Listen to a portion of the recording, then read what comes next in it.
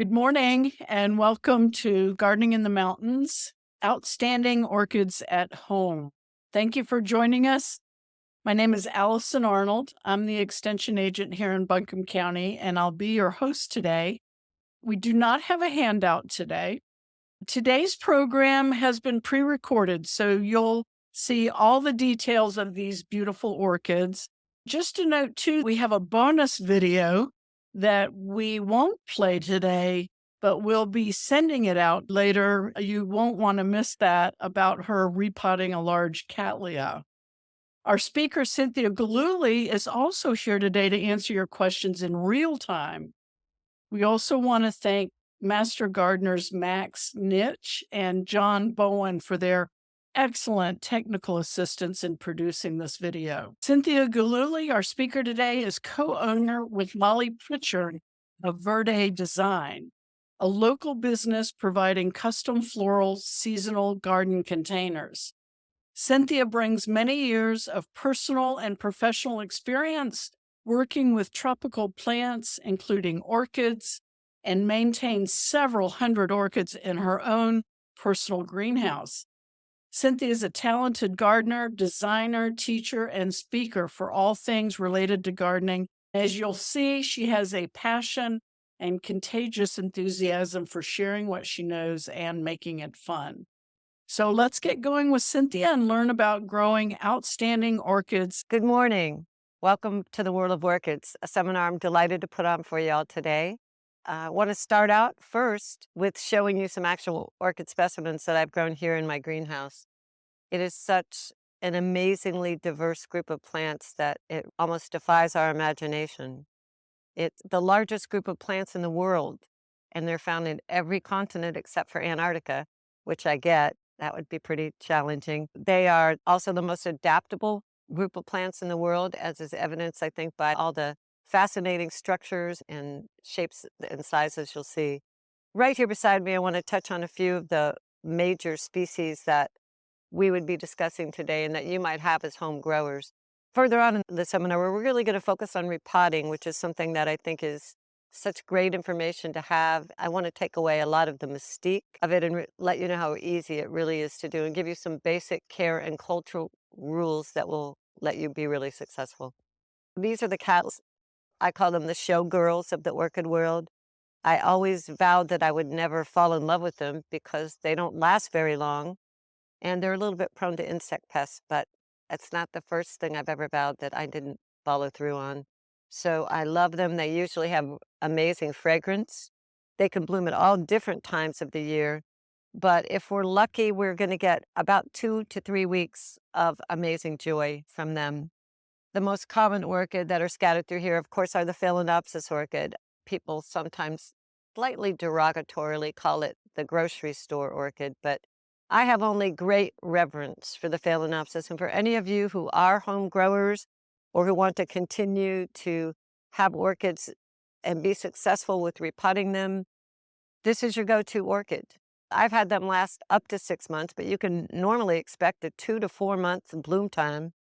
They're tough as nails. Basically, if you get them when they're in bud and spike and ready to bloom, you can put them almost anywhere in your house. They don't even want direct sunlight, just bright filtered sunlight.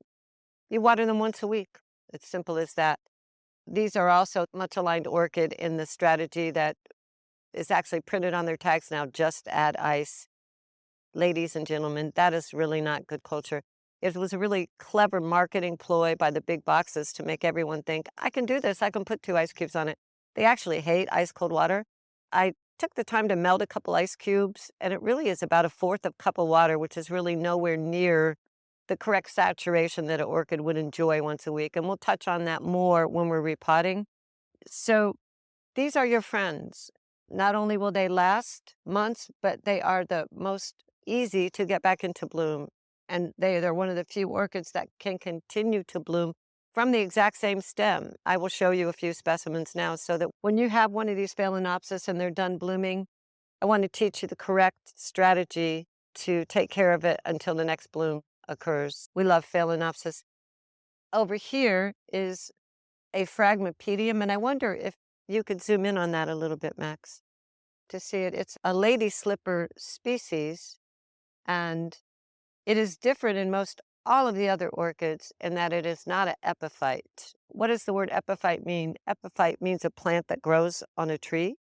And almost all these orchids that you're going to see today are epiphytic. But the Phragmipedium and the Phalaenopsis, the lady slippers, are terrestrials, so they have a little bit different care and culture. This is the leaf of the Maudiae type Phalaenopsis. These are my personal favorites. I adore them. I think they're beautiful even when they're not blooming. They are the aristocrats of the orchid world in many senses. The reason orchids have become so ubiquitous is that growers have learned how to tissue culture them. So it's really been so much easier to mass produce them, which is great because now orchids are so much more affordable for all of us. But these lady slippers refuse to be propagated except by seed or division. A couple other little intriguing things that I want to get close on while we're here, just to show the diversity of the orchid world. This is a little species. It's in the group Dendrochilum, which is sort of obscure. It's called Dendrochilum glamaceum, and I adore these little spikes of white flowers. I don't know how close we're going to be able to get in, but each one of these little white flowers is probably no bigger than your little fingernail. While we're discussing the amazing diversity of the orchid plant sizes, from the tiny, intricate diminutus of these to the beefy stature of the Grammatophyllum, it just shows us how diverse the orchid world is. These Grammatophyllums come from the South Pacific. They present themselves with this incredible stature, and they will bloom for at least a couple of months. What a contrast in the world of orchids. So much of this is really due to which pollinator is the one that attracts the plant to ensure pollination. Clever, clever orchids.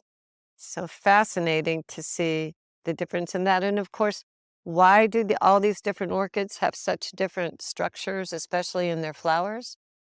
To attract pollinators. Orchids are so clever, and so many times we can see when we study the actual flower structure, shape, color, pattern, that it is a very clever mimicry to lure insect pests in there so they can be pollinated and continue to live.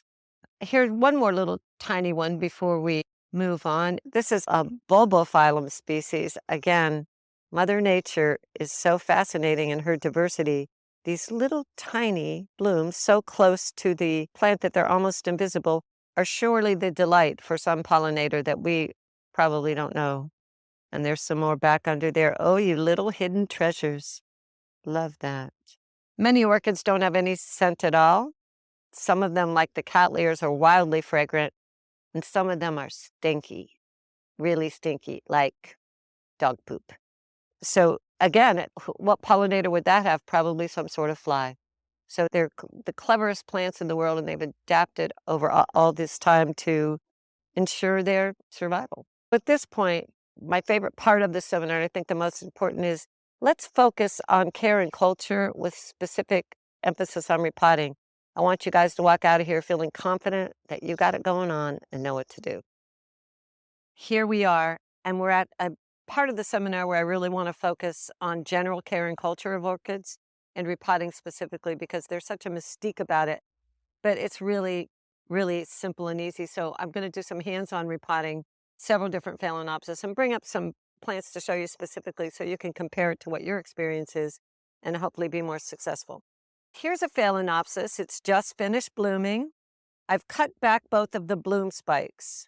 And the first question that I would ask myself, is it time to repot this orchid? Guess what? No, I'm not going to repot it. It's in great health. It's tight in its pot. I love the clear orchid pots. I think they're really awesome because it lets you see how the health of your roots are, which is so important when they're in pots. You know what's so fascinating about most orchids, and specifically the Phalaenopsis? They're epiphytes. They grow on trees. They're not in pots at all. So it's we who tame them so we can put them in our living room. But if you were ever out in nature or in some country like Southeast Asia, Ecuador is loaded orchids. I'm going to Ecuador as soon as I can. But if you ever saw them growing, they're growing like this on the tree. It's ridiculous. You're like, oh my gosh, those Phalaenopsis are sideways. Well, that's Mother Nature's truth. The reason it's like that is so that when they get rained on every day, which they do in the tropics, the water does not stay in the crown and cause crown rot. What is crown rot? While we're on the subject, it's happened to the best of us. You're taking care of your orchid, you're happy, you love it, everything's going great. And then you come in one day and all of the leaves have fallen off. That's crown rot. And that happens when water stays in that center crown of the plant.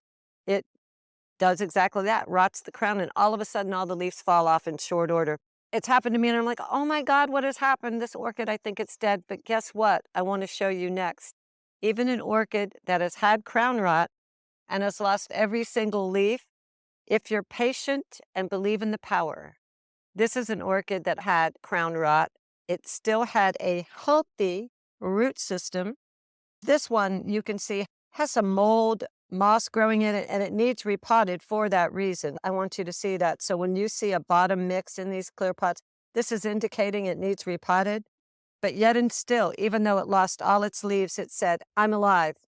And now it's sent out 2 new little plantlets. And in time, if all goes well, it will grow up and bloom again. So talk about resilience. If we have an opportunity, we'll take a look at this mix in a little bit. So you've got your orchid and you're trying to decide, does it need repotted? This one looks good, but he's ready. He's ready to be repotted. He's just climbing out of his pot. There's little room for him to go, and he is definitely ready to be potted up. Here's another example of an orchid that's really ready to be repotted. I would imagine this orchid's probably been in its pot, I'm going to be ashamed to tell you, many years, many, many years. And so it's indicating with every fiber of its being that it wants to be repotted. Let's just wrestle this one out. We're going to make a mess now. Look, this pot has been around so long that it's breaking.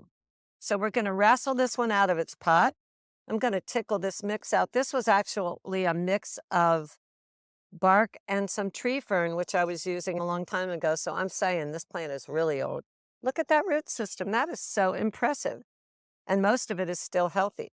So real quick, I'm going to show you how to press on with this. Your tools, whatever tools you're using when you're repotting orchids, they have to be sterile. So I keep alcohol and fantastic spray cleaner. Every time you're finished with planting an orchid, spray your tools down so you don't bring any fungus or infection into the plant. So how can you tell if a root is dead or alive? I think that's another big question that people have. They're like, oh my God, what am I going to do now? A viable root is thick and fleshy. A dead root is like a wiry core, and when you pull on it, you really do get that on the inside. So once you take it out of the pot, it's pretty evident by looking which ones are dead and which ones are alive. This plant has an incredible root system. When I repot it, I'm going to cut off all the dead roots, but at the same time, I might just cut some of the roots down in general just to get rid of a little of the mass. Here I go. I'm going to cut off the bottom of that core right away. Let's see what's gone. It's like giving something a haircut. So I'm just down here, and as I go through, I'm going to cut off every root that is dead. Don't be afraid, just like getting a haircut. And so here I am. I've cut off some of the roots, but wow, this fella still has a really nice root system. I'm going to go ahead and be judicious and just cut off a few more roots because it's probably going to be a while, knowing me, before he gets repotted again. Okay, so he's ready to go. At this point, I would check for any insect pests, any scale, mealybug. After I finish trimming back, I take a concentration. It's 50% rubbing alcohol from the grocery store with water, so 50-50. I spray the whole plant down and try to get in every crack and crevice just to make sure there are no hidden bugs. Also, I peel back any papery sheaths that might be there. So this is your time to really inspect your plant and make sure you've got good culture going on. If you've had any insect pests like mealybugs, they are very tricky and they can get right down in that core right there. In fact, I am going to double spray right there just to make sure. When I do spray with the alcohol, then I make sure to rinse it off with clear water afterwards because alcohol is a drying agent, but you want it on there first to do its job. And then I'm going, okay, you're going back in a new pot. Well, it certainly can't go back into this pot. It's a goner. So once again, I always do favor the clear plastic pots because they're so good for culture. So would you think that this pot is too small? No, it is not. Some people would think, I'm going to put it in a big pot and give it lots of room. But actually, Orchids love to be pot bound. It's fascinating because even though in nature they're flying free and not in pots at all, they actually in culture prefer to be pot bound. So I'm going to choose this pot, checking again to make sure all those roots look good. I'm tickling the plant down in there, tickling those roots. They're brittle, so you don't want to be a roughhouser. I'm tickling them down in there. I'm situating it so that it's toward the middle of the pot, and then I start tickling my bark in. Let's talk about the different media you can use to repot your orchid. As a general rule, I believe that if you've got a plant growing in a certain mix, normally the bark, and it has flourished in the bark, if it ain't broke, don't fix it. If there are plants that you traditionally had growing in moss, same thing. If it's happy in the moss, you don't want to change it to the bark because that difference in culture can really be a shock for the plant because of the more moisture that the moss contains. I generally, for Phalaenopsis, always prefer bark. For most of my plants, I prefer bark. There are some exceptions, and we'll talk about that later on. There are two different grades of bark that I use when I repot. And if we can get a little close-up on them, there's Power and Classic. The Power is a bigger diameter, and it is generally perfect for all the Phalaenopsis, Cattleyas, most of the orchids that you ladies and gentlemen would be repotting. The Classic is a smaller grade, and I use it for my lady slippers and other miniature plants. So if it's a tiny little plant, I prefer the smaller bark. There are times when I'm repotting and I have a plant that is stressed out, and I might normally put it in bark, but because perhaps it really got dehydrated and had a lot of loss of roots, I will put it in the sphagnum moss. The sphagnum moss gives it more consistent moisture in this sort of triage situation so that it can try to get back to being rehydrated. Sometimes I'll even mix the two together. You need to follow your intuition. They're both good mediums. The trouble with moss is it breaks down much, much quicker. One of the most frequently asked questions is, how often do I repot my orchid? The standard answer is every 1 to 2 years or when the mix breaks down. This Pinus radiata, this Orchiata, is fabulous. It holds up much longer than any of the commercial barks that used to be used. But the moss is a little bit of a culprit, and it can really usually only last about a year, and then it's very prone to start growing algae and moss. We've got this little fella all cleaned up. Let's go ahead and finish up with repotting. There's so many nice roots. I'm going to go ahead and choose the power bark. I go ahead and I've got them situated where I want them. And you want the crown of the orchid always to be above the rim of your pot. So I'm taking my bark and I'm just gently sort of tickling it around the roots. I like to tap it down like that. And as I'm doing it, I want to make sure I hadn't left any air pockets. They want to be tight, tight, tight in their pots. Sometimes if I look down in there and I see some little air pockets, I'll take a pencil or a pen or even a orchid stake and just tickle it down in there to make sure I'm getting it all the way down in there.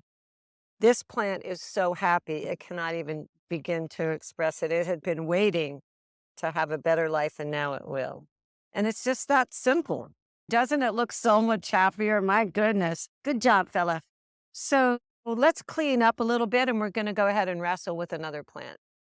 So here we are with a plant that really is desperate, and I think it's going to point out a lot of important information to you when you decide when and if you are going to repot your plants.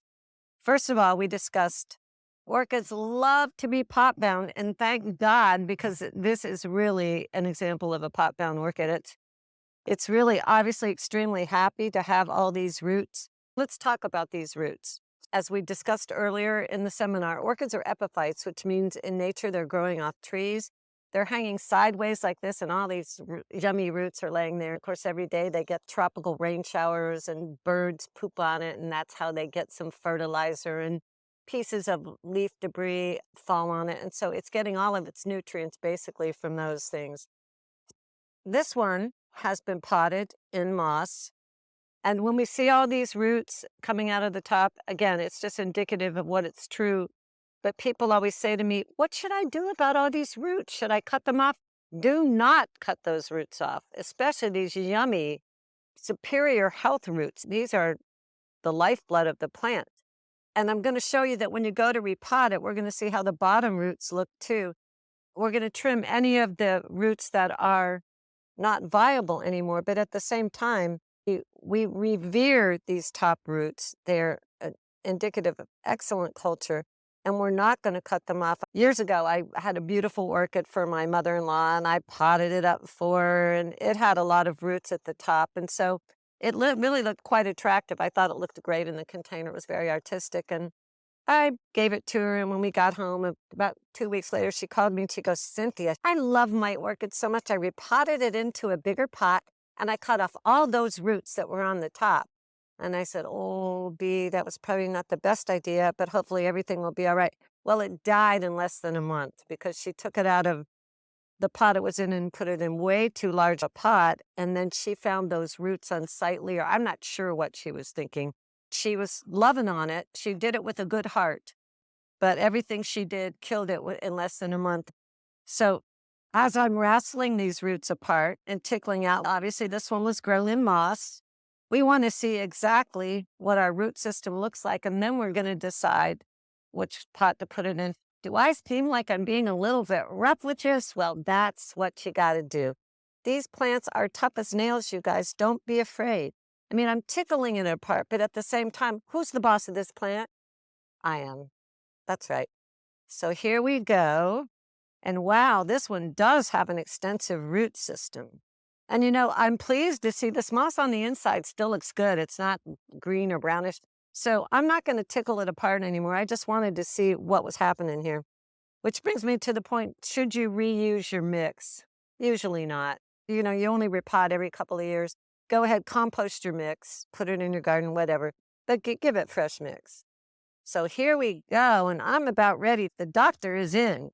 So as I said before, remember, you always want to sterilize your tool every time between cuts in case you had something going on. Orchids can get virus, and viruses spread from insects, especially aphids, the sucking insects that bite into the flesh. We've had people with gorgeous, fabulous orchid collections, Cattleyas that have been passed down for hundreds of years. The virus gets in the Cattleyas, and then you can't get rid of it. There's no cure for the virus, and it makes the flowers all misshapen and just destroys the integrity of the plant. But yet, some of these plants are still so valuable. Some of the plants that were originally brought over, like in the 1800s, that they still keep them in their collections because they're an essential part of the gene pool. So while we're getting ready to trim this plant up, if Max can come a little bit closer here, I wanted to show you some action on this. This is sunburn. And I just went ahead and peeled that leaf right off because as I'm getting ready to repot, I realize it's not doing this plant a favor at all. It's extremely unsightly. So this is the time when I just clean up the plants in general. How did that plant get sunburned? My fault. I left it in the back of the car and sun came through the window.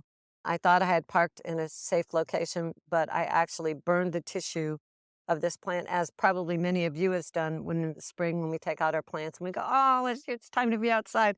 We forget that they haven't had that much sunlight and we end up burning them. Well, that's what happened to this fella. Fortunately, it was some of his lower leaves. At this point, I'm still looking at this plant. If the plant had less than this many leaves, I don't like to take a leaf off a plant if there's less than 4 leaves. Even if it's a little bit disfigured, I would leave it. But this boy's beefy. He's got a great root system. So I'm probably just going to go ahead and take off a couple of these bottom leaves. And then what you see here are leftover flower spikes. And normally they should have been cut off at the bottom. I guess I was a little lazy there last time and didn't cut it off. So I'm cutting those off for sure. If you have an orchid leaf and something has happened to it, maybe it did get a little sunburn or the cat chewed on it or it fell off and it broke, you can, with your sterile scissors, just prune them up. It's a good trick. If you don't want to take them all off because you think the plant needs that many leaves. I'm going to go ahead and take this one off because I can see some damage at the bottom there, and done. When you do cut a leaf like that, one thing you can do to ensure that there's no infection or anything, you can actually take Neosporin ointment, antibiotic ointment, and put it right along the edge of that, and it will help it from doing that. So here we are. Okay, it's close to getting ready to have a new home. And right now I'm going to do the same thing. I'm just going to use my fingers and feel, and I can easily tell which roots are not good anymore because they're shriveled and they have a wiry core in the center. When I look down here and I see a little bit of a hodgepodge, I'm just going to take this and I'm just going to say, a little bit of haircut for you, fella. I've done some repotting seminars at BB Barnes before, and it's fascinating to watch everyone's personality. We did a hands-on repotting seminar. I had some gals that were like, and I'm like, ladies, we don't have time for this. This is not a haircut. Just get to it. So don't get too carried away unless you have all the time in the world. I'm just basically going through the whole structure. Don't worry if you cut a root. Don't go, oh my God, I cut a root. It's okay. Look how sturdy this plant is. Do not be afraid of your orchids. The plants are tough as nails. Sometimes when I'm repotting up in the greenhouse, real life happens, and I've got a plant that's out of mix, and I leave it on my work table. Sometimes I leave it on my work table for like weeks and just spray it down and go, I'm coming. Hold on. Okay. I think this plant is feeling relieved. Now, if I had all day, I might do a little more trimming, but I'm okay with this. So which pot am I going to put it in? Well, I'm not going to force the poor thing back down in there, even though I know they love to be pot bound. Which brings me to the point of these pots I want to show you here. These ceramic pots that are so ubiquitous in garden centers, and they're always shown with the orchids. And so people think, oh, I bought an orchid. Now I'm going to buy an orchid pot. This makes me crazy. Okay. The reason these pots have the holes in them is because it's the intention to be providing good culture for the orchids, going back to the fact that in nature, they're hanging off the tree, so they're getting air circulation. So these holes are actually providing air circulation for the roots, which is not a bad thing at all. What irks me the most is that, first of all, knowing that an orchid loves to be pot bound, I could potentially put this Phalaenopsis in there because it's pretty beefy root system. I really wouldn't be adverse to that. But most of the plants that you people have, this is way too big a pot to put an orchid in. And even if you buy it in a pot this size and you set it down in there, it would take an exceptionally beefy specimen like this to be happy in there. My second aggravation with that is so many times the holes in these pots are so big that the bark won't even stay in there. If you did buy a pot with big holes like that and you want to still use it, the trick to being able to use it is buy some of the cocoa mat that they sell in the garden centers. You can line your pot with the cocoa mat first, then put in your bark and it won't fall out. So this is really a large pot. This fella actually could be in there, but I don't like these pots. So I'm going to put this one back into a 6-inch pot. He came out of moss. He was very happy in moss. And out of respect for him, I'm going to put him back in moss. It's still pretty crowded. So I'm going to just be a little bit of a barber and decide that I want to take a few more roots off there. I don't think this plant minds. Another thing I always do, because I've got hundreds of plants in my greenhouse, I always make sure that I label when I repot it so that I have some idea. So here we are with those amazing roots again. And you know what? I really like these roots and I'm proud of them. And I don't want to cut them off. So when I'm sitting this plant back in there, I'm allowing some of them to stay out. I see a few that I broke in my journey. I'm sorry. I'm going to go ahead and take that one off now. I like the way I've got it situated in the center, and I'm pleased that it's going to have plenty of room, and I'm pleased that I have these roots overhanging. This is the sphagnum moss. This is what it came out of. When you use the sphagnum moss, you want to soak it really thoroughly first. I haven't soaked this yet, so I would soak it really thoroughly, and then just the same way, tickling the moss down in there all the way around so that it's nice and tight, really tight. Remember, you never want the crown of your plant to be below the rim of the pot. It's perfectly fine. Always, the closer we approximate the environment that it has in nature, the more successful we're going to be.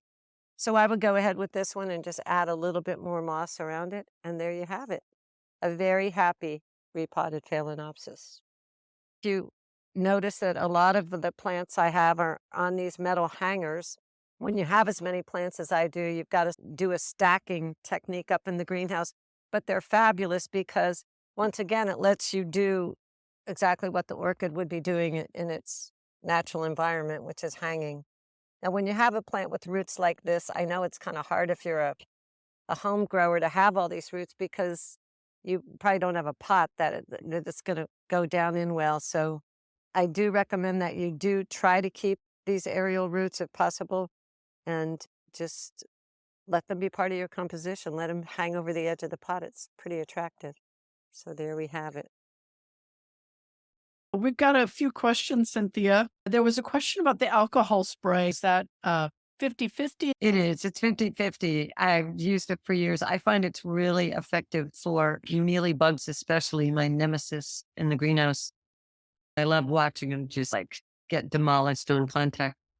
But remember to spray off later because the alcohol's drying to the plant for insect pests, but also to sterilize your tool. If somebody has an orchid in a non-clear pot, would it be helpful to put it into a clear pot or container?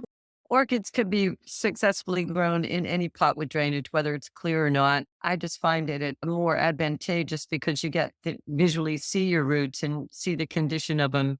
I don't think I mentioned it specifically in the seminar, but the silvery outer coating on the roots that you see is called velamin, and that's like nature's waterproofing for them. When you water your Phalaenopsis thoroughly, you can watch before your eyes as it's getting watered under the sink. The roots will change from silver to green. That's Wow. another indication to show you how great it is for you to really water your orchid thoroughly. Should you soak the bark before you pot? No, the moss definitely soak your sphagnum moss, but the bark not. Many times it's even dusted with a little bit of lime to get the pH to a certain level. So soaking's not necessary. Are orchids that are sold in the grocery store less dirty than the ones in specialty stores? As a general rule, I would say you can find a nice orchid anywhere, the grocery store, Trader Joe's, wherever. I think what happens is that once they arrive in less than desirable environments like that, they just aren't taken care of. They can deteriorate because they don't get watered and they get totally stressed out from lack of care. But I think if you just use your own good eye, lift it out, they'll all be in those clear plastic pots. Look at your root system. If you've got a nice root system, that's really half the battle. And that leaves don't look droopy or dehydrated. As far as a Phalaenopsis orchid, I found really nice Phalaenopsis in big boxes as well as specialty garden centers. Okay. Sounds like Phalaenopsis is maybe the one if you want to start with one. You can't go wrong. You cannot. So if the leaves are droopy, does that mean they need water? Your leaves are droopy for one of two reasons. You've lost roots. And you've lost roots for one of two reasons. Either you didn't water it enough and your roots dried out, or you loved on it too much, overwatered it, and watered your roots. So in either case, you want to lift that plant out, take a look at your roots, cut off any dead or dying roots, and put it back, probably into a smaller pot. Use the sphagnum moss instead of the bark, which will give it more continual moisture while it's trying to regroup. Okay. It's all in the watering, right? Yeah. Watering is really important. Okay. Now I wanted to share some great information about care and culture on orchids that I think will be really helpful in helping you to be successful with them in general, but in getting them back into bloom too. So we're mainly going to talk about the Phalaenopsis. This is specific to Phalaenopsis, but in general is true for most orchids. So watering. How often do I water my orchid? I'm going to break it down for you really easy. If your plant is in bark, whether it's the big bark, the small bark, if it's in any sort of bark, you're going to water it once a week. How much water do I give my orchid? Here's what I say. When you go to water your orchid, you can't water it too much. You cannot. You can water it too frequently, but when you're watering it once a week in the bark, you cannot water it too much. When we talk about the Phalaenopsis orchid and that we love it because we can see these roots, we can see the clear pots showing us the roots. When you go to water that Phalaenopsis, I say take it over to the sink, sing the happy birthday song at least twice, because when water pours through that bark, it does exactly that. It takes its own journey through the bark. And sometimes when I'm watching, I can see that even though I'm moving this pot so that water should be going through every section of it, the water picks its own little route, and there'll still be sections of bark that are still dry. So You can't water it too thoroughly. But the other great part of this is when the Phalaenopsis roots are dry, they are silver. When you continue to water them right before your eyes, they will change color from silver to green. So when you see that your root is green, you know that you have given that plant the yummy moisture that it needs. And that's why the 2 ice cube thing is sad. If you wanted to immerse your orchid in a pot of water, with the bark, it's kind of tricky though, because if it's not real pot bound, you'll have bark floating up to the top. But some people also like to take a shallow bowl, and after they've watered their plant, they put it in the shallow bowl and then get their fertilizer water and pour it over the roots continuously from the bottom to the top, because the bark does not soak up from the bottom like soil does, like watering an African violet from underneath. So if your plant is in bark, you're going to water it once a week. You can't water it too much. Just water it, love on it. Even if like maybe you water it for a minute and then you go take a shower and it's sitting there, go ahead and water it again in that one session. Drain it. Never let your orchid sit in water. So when you take it out, if it's in a decorative pot or whatever, take it to the sink and water it. Do your watering really thoroughly. Drain it and put it back in its pot. If your plant is in moss, the gold sphagnum moss that we talked about earlier, you want to wait till that moss dries out. There's not a definitive answer like 9 days. We say every 10 days to 2 weeks, or when it really thoroughly dries out. Only you are going to know that. It depends on if your pot's really root bound, what size your pot is, what location is. So just use your common sense. If you stick your finger down in the moss and you feel any moisture at all, hold off. But when it's really dry to the touch, time to go back there. Again, you can't water it too much when you water it. Just let it enjoy all that water. Remember what we talked about earlier, though. When you are finished watering, do not leave water in the crown of your Phalaenopsis. Go ahead and for safety's sakes, just tip it. And that will let the little bit of water drop out. You can water the leaves really thoroughly. Don't be afraid, because in nature, when it gets rained on every day, that's happening. But of course, they're growing at a different angle. So water the leaves too. Just water the bejesus out of it. Don't necessarily spray the flowers, but then tip it off and you're good to go. You know, room temperature. That's another reason why the ice cubes are such a nasty suggestion, because they don't want that ice cold water in their roots. It's just a tribute to how resilient they really are. That's basically a rule of thumb for all your plants. That is just good basic care and culture. I don't think you can go wrong with that. But I want to talk about fertilizing in relation to your watering. We talked about how the water just pours through the bark so quickly, and that whole sections of the roots might not even get watered. When you're getting ready to fertilize, you water really thoroughly first. When I go to water my greenhouse, I spend the first hour just watering. Then I come back, mix my fertilizer water when I'm sure all these roots are green and yummy and saturated, and then I fertilize them. Because if you pour your fertilizer water on your dry plant, that water is just run right through those pots. You might as well have just flushed it down the toilet.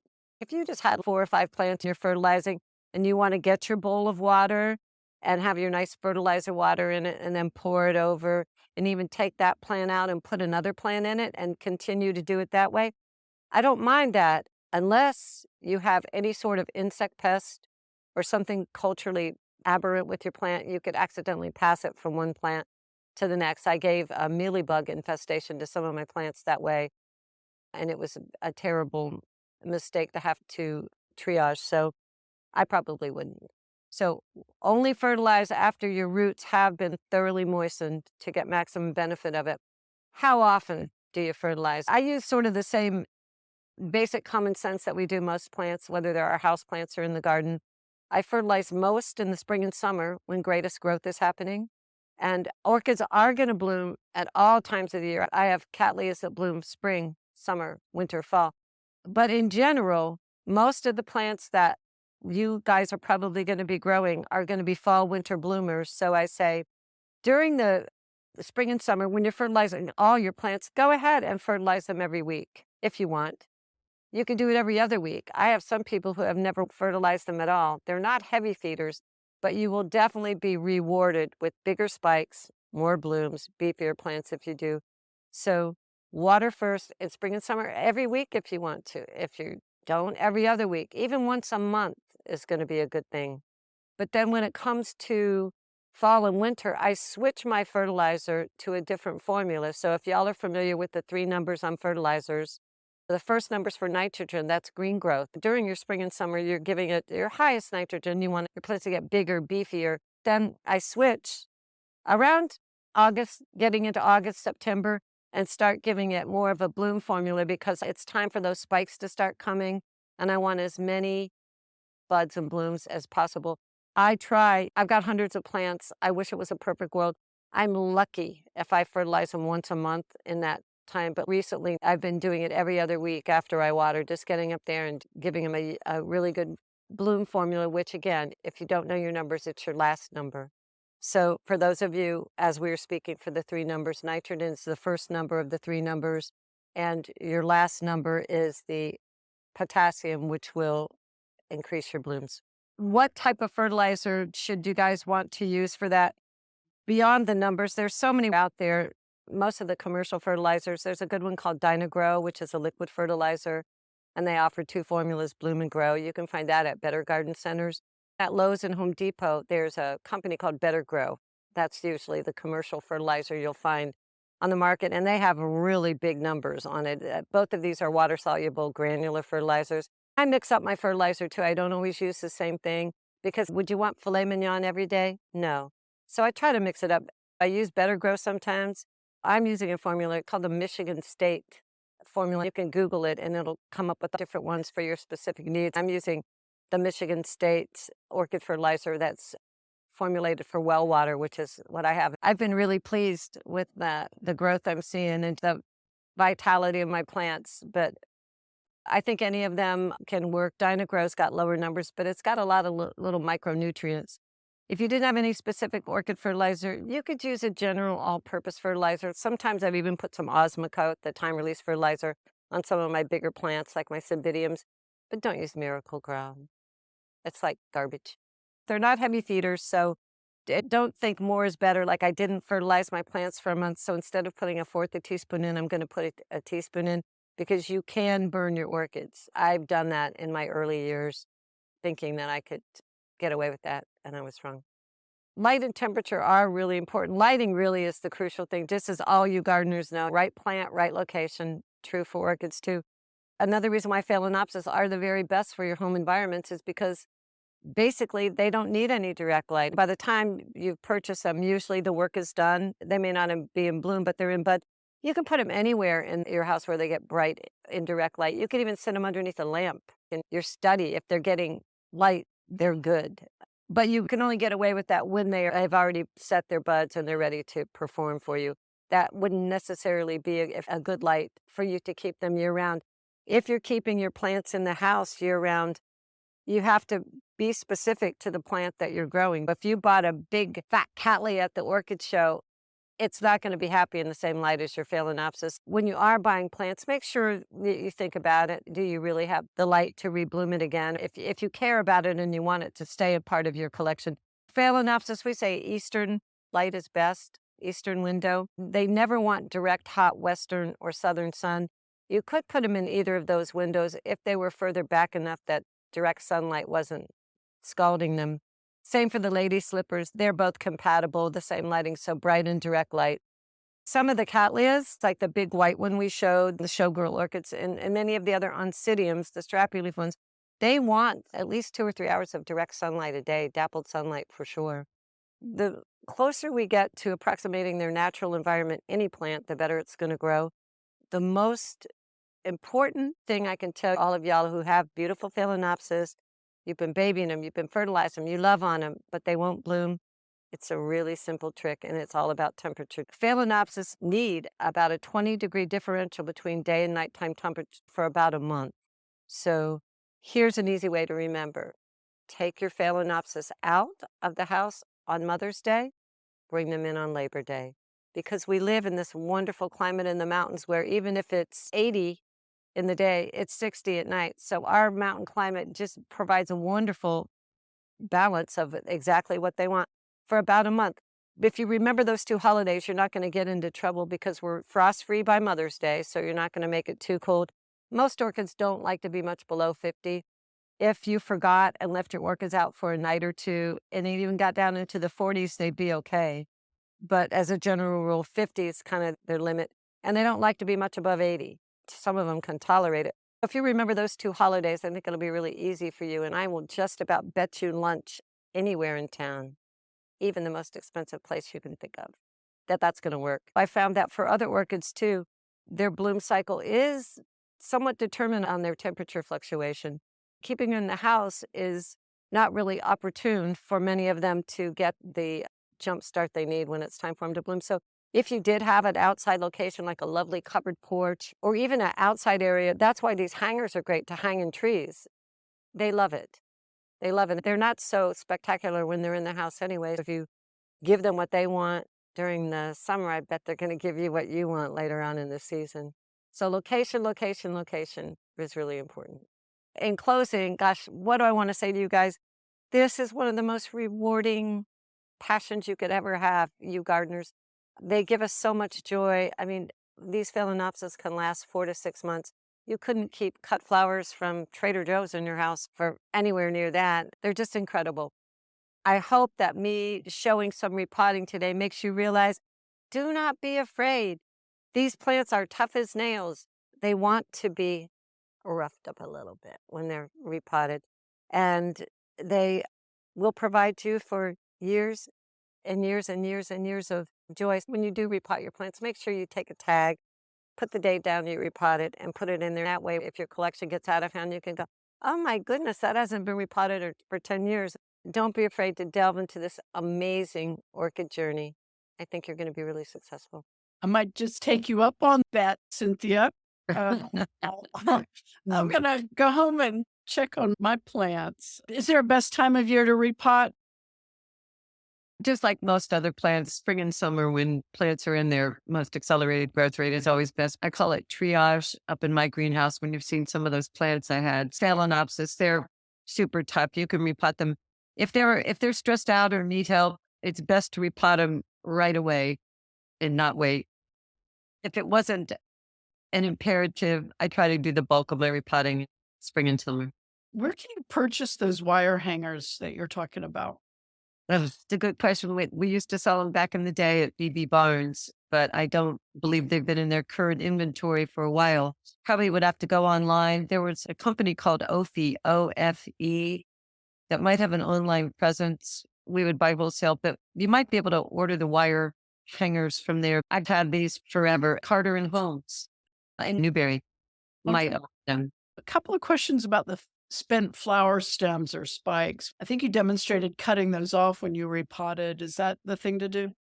You saw me cut some old bloom spikes off that were browned out at the bottom, and we showed one in the beginning that had 2 spikes, about 3 inches long. The Phalaenopsis is one of the few orchids that will continue to send subsequent blooms off the same spike if it's happy. If I have a really big beefy plant, it looks really good, I want to see if it'll give me more blooms, I will cut above a node. A node is like a flap of skin, I call it, that you'll see on the stem. You always want to cut directly above a node.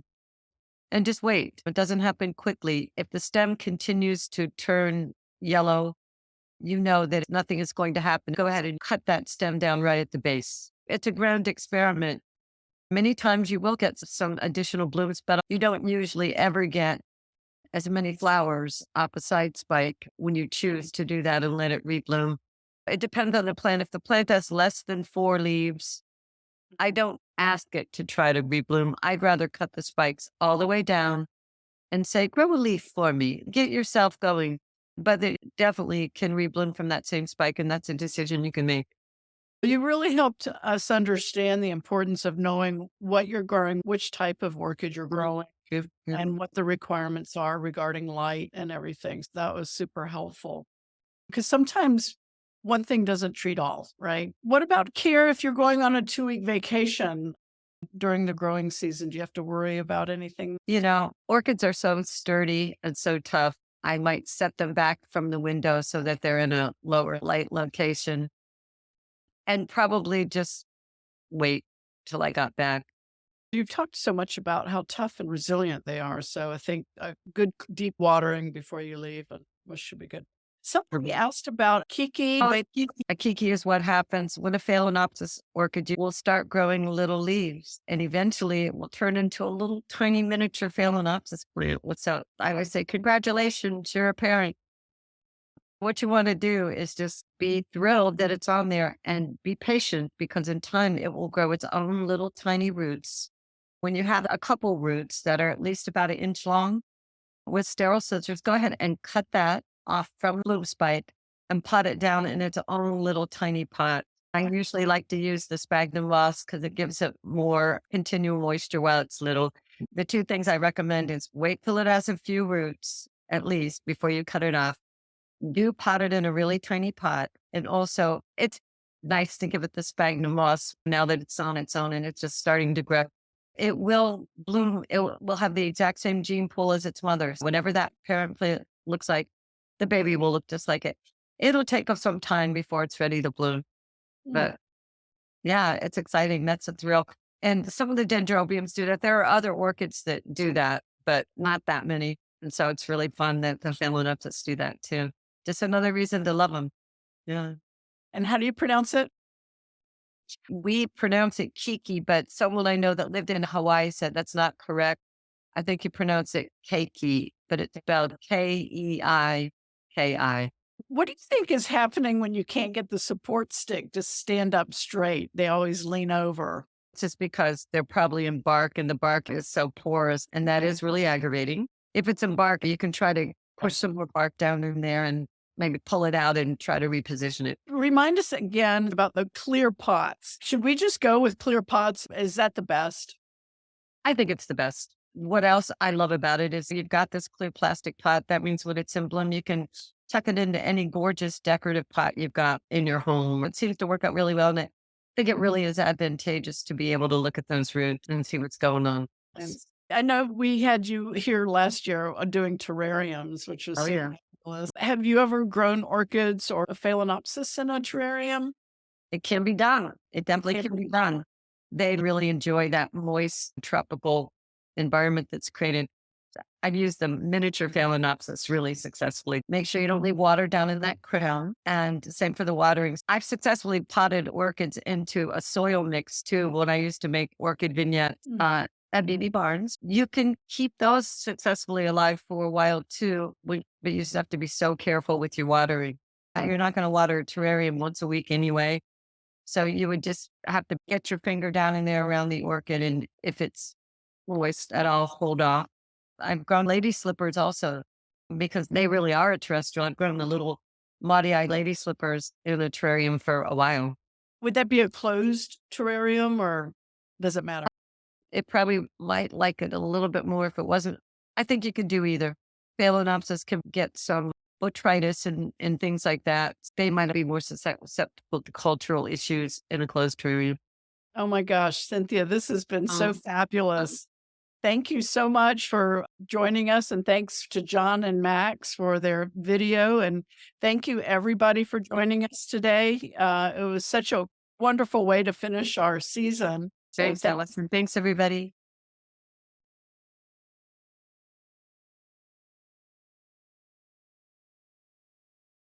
Here we are, and we're going to do another really dramatic repotting demonstration on a different type of plant. This is a plant in the Cattleya family, and look at that sweet little bloom on this one.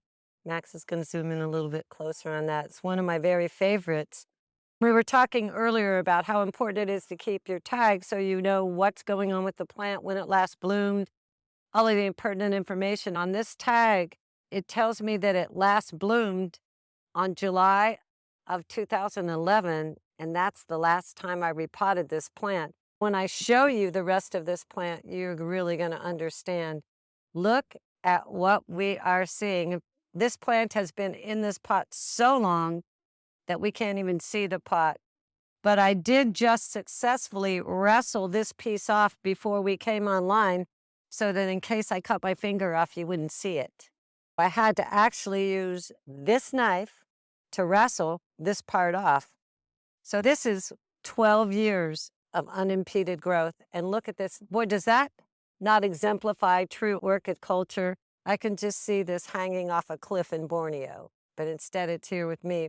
So not only does this plant seriously need repotted, it's also dealing with a variety of other issues. This browning section over here is old growth which has died, and this is an issue I've been dealing with my Cattleyas up in my greenhouse.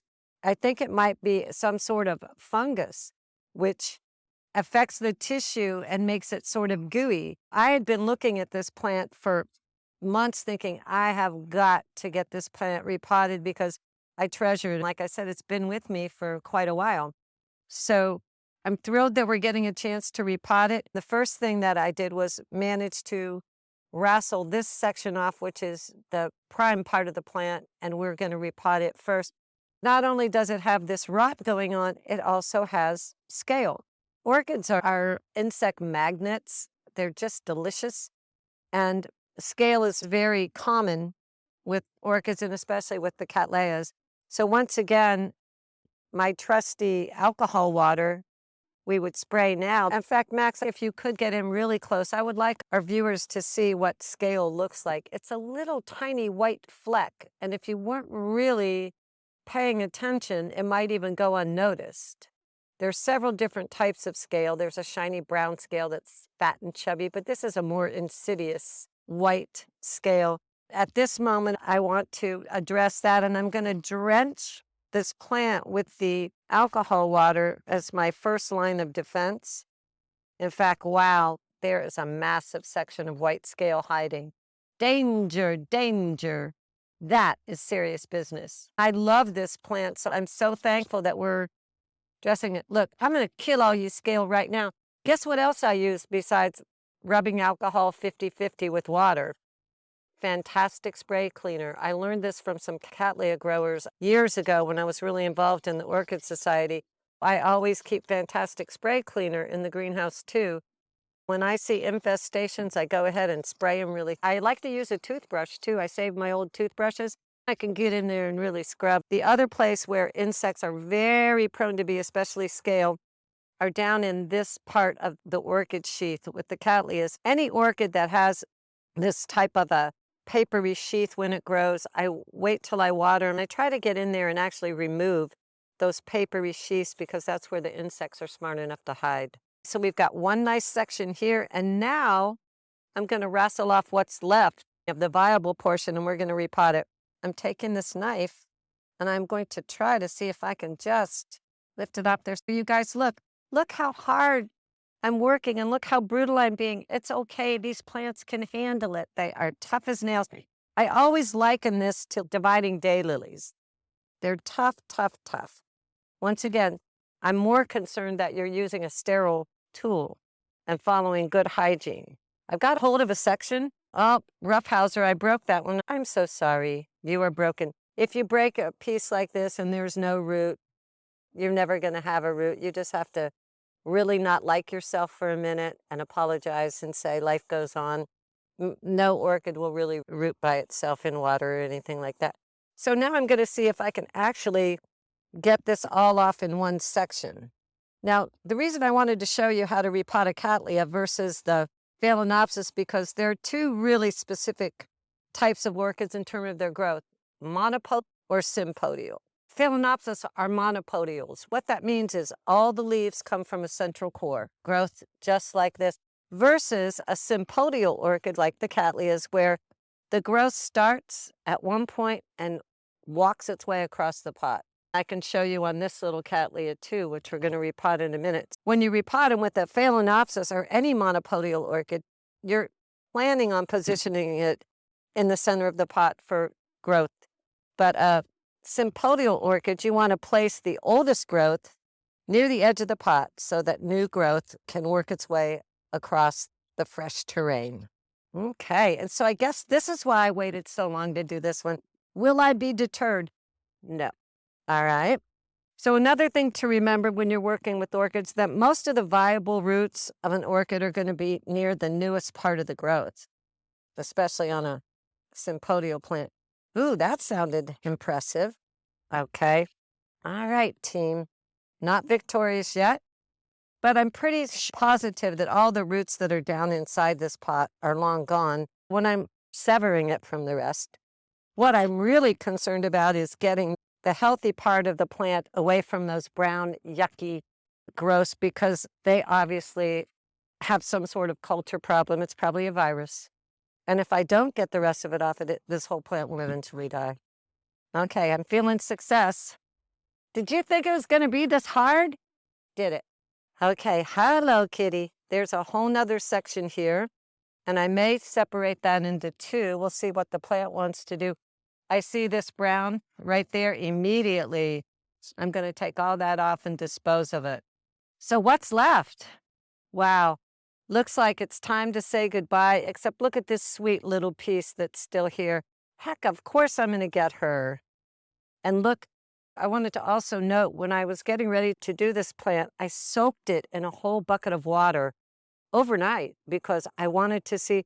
Sometimes it's hard to tell which roots are dead and which are alive, but when you soak them and they plump up, you can see how, once again, the live root got really green. It's very apparent that that's the live root, and the rest of the roots have gone by the wayside. But then look, you can see a little green root down in there. So now, a little bit more carefully, I would like to try to extricate this little baby. We will repot this one at a later moment. So let's repot both of these plants. Once again, this one had some insect pests, so I'm going to make sure that I'm really thoroughly spraying it.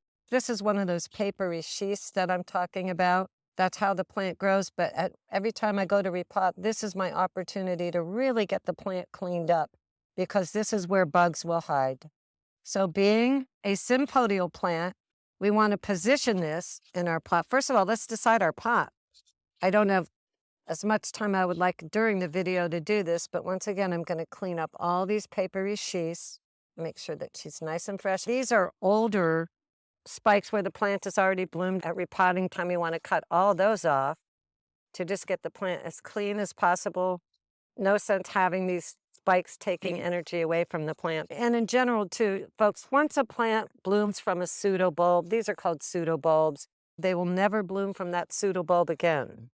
When you're buying plants and it's a plant of this nature, the beefier the plant, the better, because it takes a long time for a new growth to develop, and you're going to be sitting there looking at a green plant for a long time, which is another reason why we love the Phalaenopsis so much.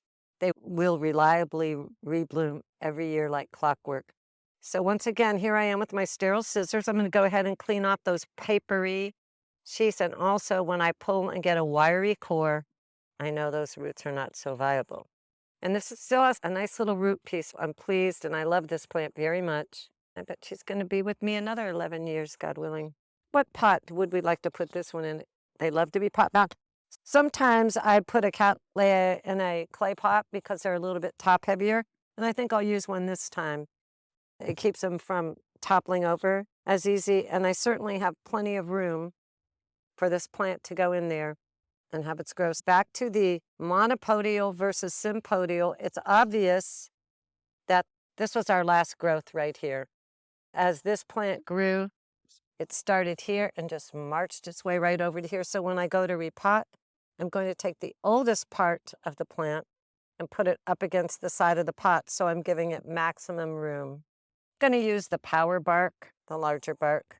A lot of times you're picking an appropriate pot for the scale of the plant, but it may be too deep and you may not want that much mix. So another good strategy is to use styrofoam peanuts to take up some of the space in the bottom of the pot, so you're not surrounding the orchid with too much mix, because they love to be pot bound. Once again, it's so important to get your mix down in there really tight. It's also really important to make sure that the crown of your plant is not too low in the pot. These are a bit different than the Phalaenopsis in that sense. The Phalaenopsis would rot much more easily, but don't be afraid to really press down in there. In this case, this plant has gone through a lot. You didn't see all the brutalization that occurred before you got here, but in a loving way for it, what I will do now that it's repotted, I'm going to take an orchid stake. I would normally use one that's sterile. I'm going to use this other end. And I would go ahead and put a stake down in here. And then I would make sure to attach a couple of these growths to that with a orchid clip or whatever might be available. We'll use this because orchids like to be stable when they're repotted. In fact, as a general rule, after you repot an orchid, it's nice if you could not move it at all and just leave it in a location. These Cattleyas especially, if they're jostled around a lot, it stops their roots from wanting to grow. It just throws them for a loop. I try to keep an area in the greenhouse specifically for repotted plants, and I never move them around. I just let them stay. So I went ahead and attached that to her, and now she's going to have a really long and happy life. So I'm going to take the tag. She's still a little top heavy in here, but I think once she gets watered, she'll be all right. I'm so thankful I have my tag, and we repotted it in 10 of 1923. That's amazing.